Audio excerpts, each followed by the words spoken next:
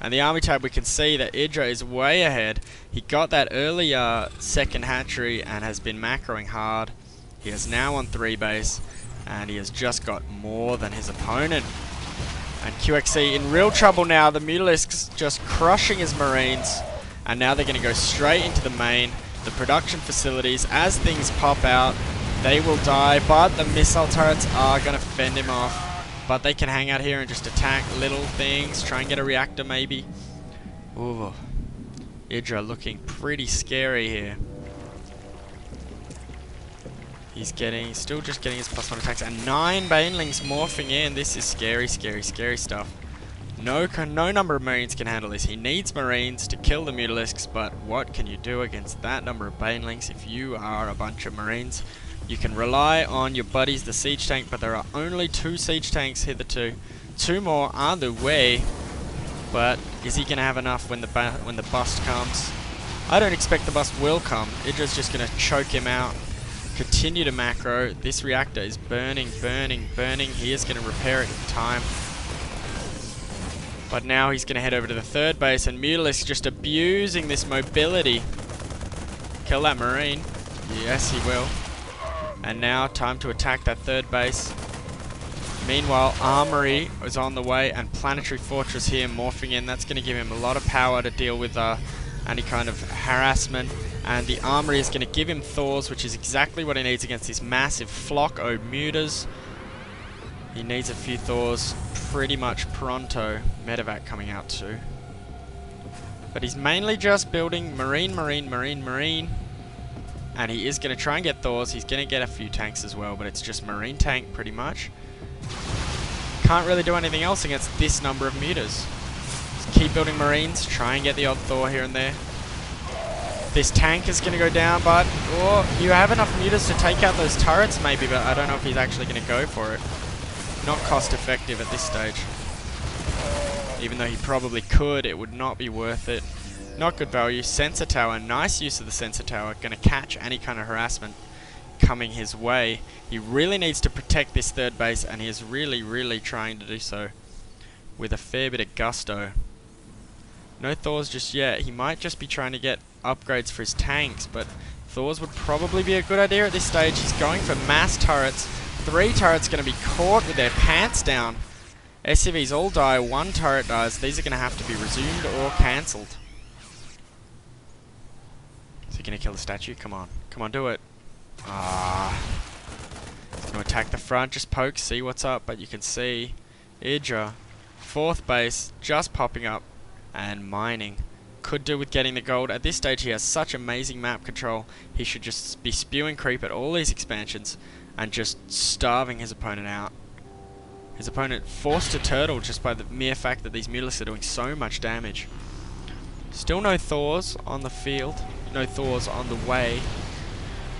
Mutalisks coming in here. They're going to take out the turrets, but serious repair action. And the Marines do get here. The turret goes down, but it did manage to buy enough time for the Marines to arrive en masse. And away he goes. Medevac doing his job. Stim packs, so devastating in large numbers. If you're constantly forced to stim, then those Medevacs are really going to be worth their weight. And you can see he's been building up this Zergling Baneling army, and he hasn't actually used a Zergling or a Baneling in so GD long. It's been all Mutalisks, all the time. But now is the time for the Zerglings to just push, and this could be the death push, or is he just setting up a nice contain? The Mutalisks are going to pop in. Look out.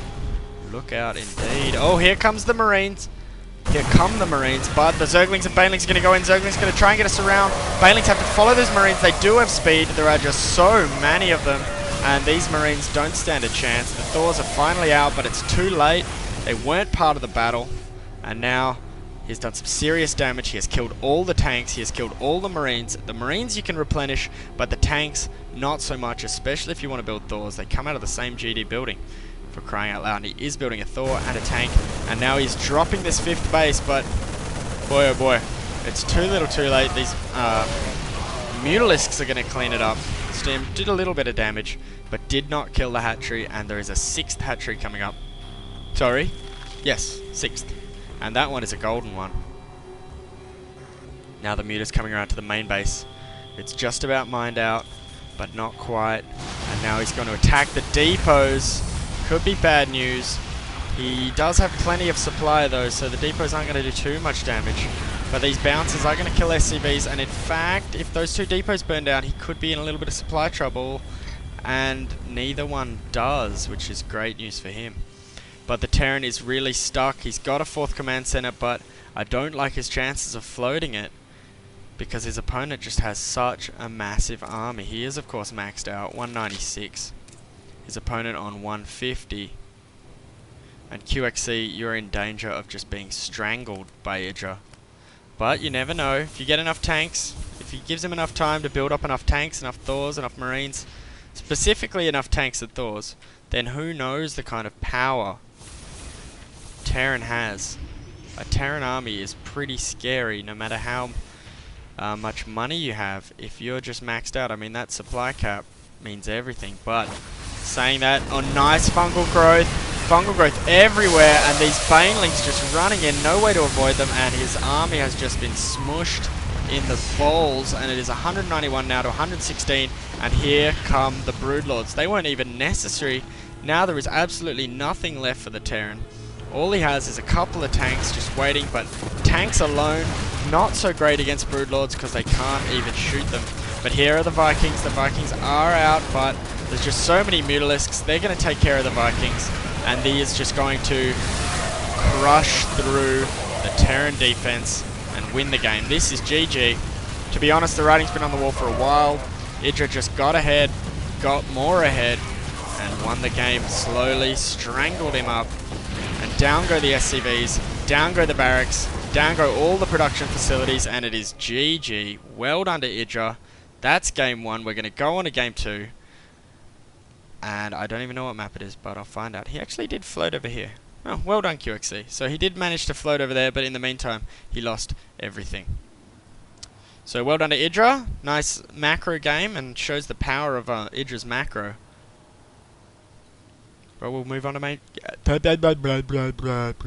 we'll move on to game 2.